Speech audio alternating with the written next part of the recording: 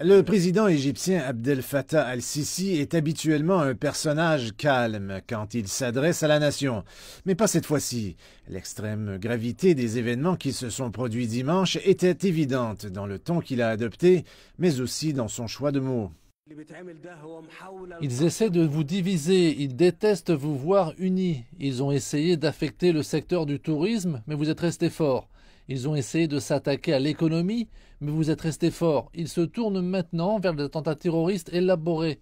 Maintenant, ils essaient de diviser de l'intérieur en tentant de déchirer la communauté. Nous devons être prudents et conscients pour le bien de l'Égypte, pour les Égyptiens, pour l'avenir de l'Égypte. C'est un énorme sacrifice, mais nous sommes à la hauteur. Le président égyptien a déclaré que la lutte contre le terrorisme est une opération longue et coûteuse. La patience et la prudence de tous les Égyptiens sont nécessaires à cette étape critique. Le président al-Sisi a ensuite annoncé un troisième état d'urgence pour aider les autorités à freiner les militants.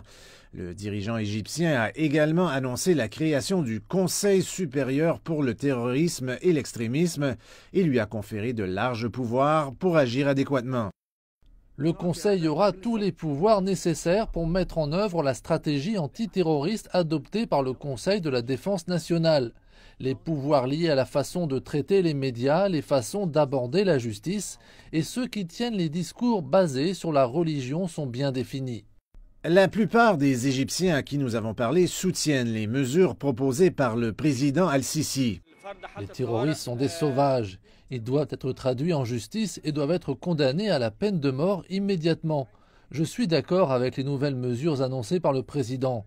La sécurité doit également être améliorée. Alors que le nombre de victimes continue d'augmenter, les Égyptiens réclament une approche encore plus ferme face au terrorisme.